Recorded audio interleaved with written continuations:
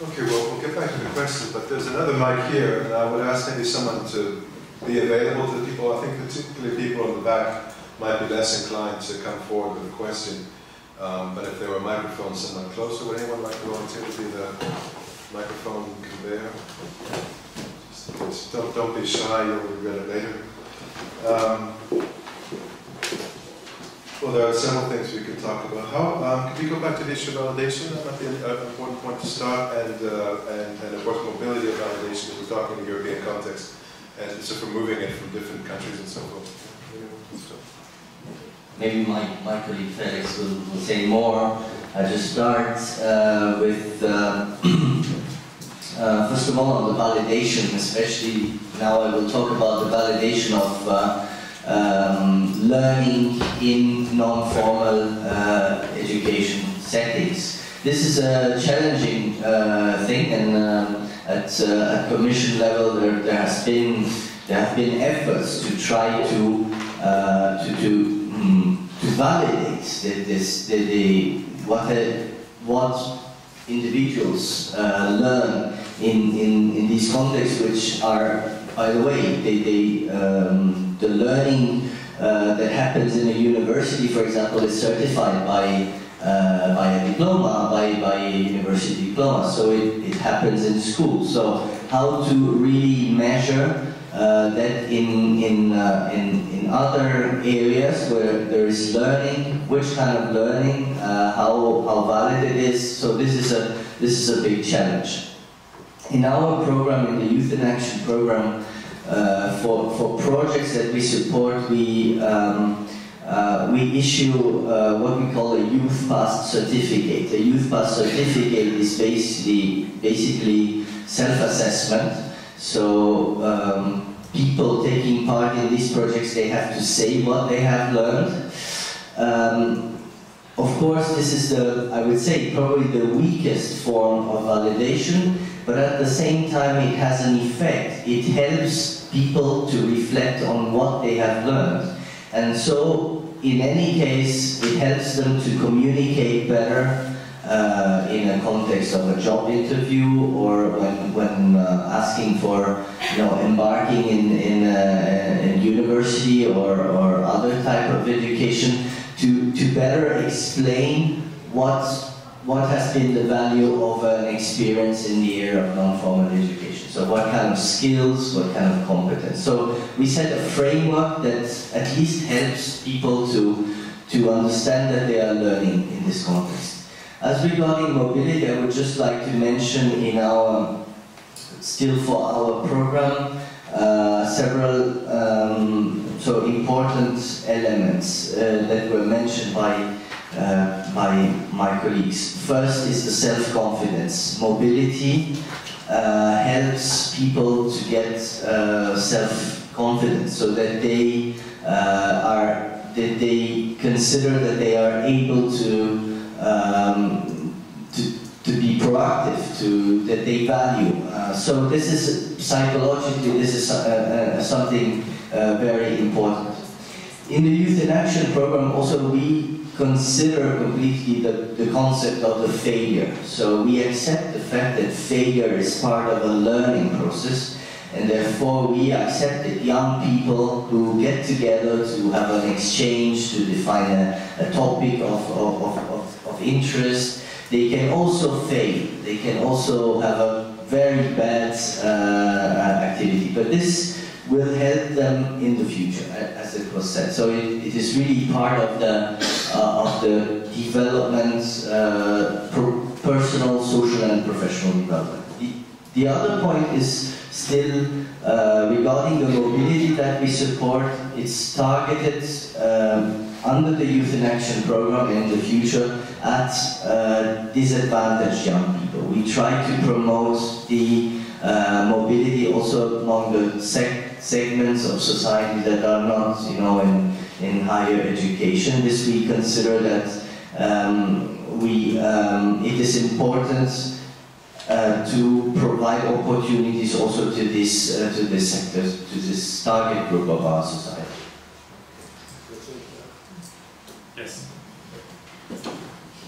Well, not going now to talk about the advantages of mobility, because for you it might be quite evident, more self-confidence, experience abroad, language knowledge, etc. And all these things are also things where employers, potential employers, look at.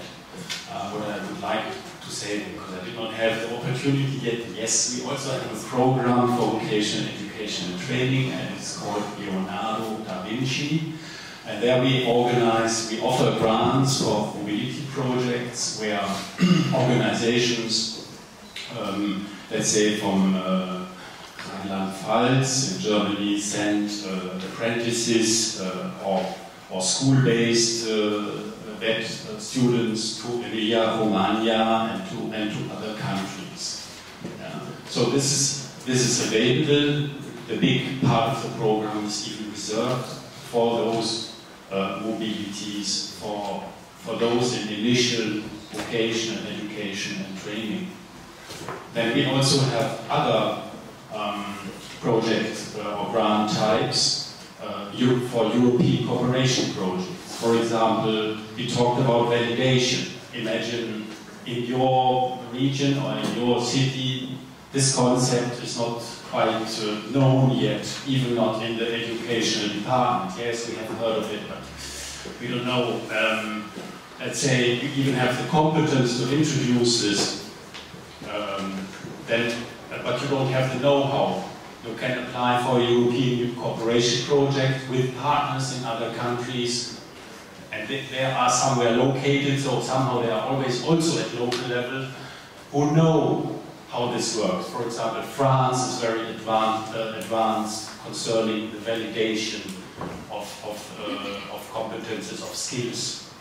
So you have the mobility projects for which you can apply, and you have the European cooperation projects where you need at least 2 other partners in 2 other countries, where you can use for that examples I gave you. What could I explain? Yeah, I would like to come back. I hinted a bit at it. I talked about Mr. Schneider from the auto plant in Brussels, who is offering jobs, but who does not find the people. And what does this show? There's on one hand unemployment, and on the other hand a lack of the right people. That means that there's a mismatch between what the education system produces, or for the technical word, for the offer after coming out of the system, and for the demand on the labor market. Now, what can be done at local level? Well, the local level knows the labor market best, I would say, that they are the closest.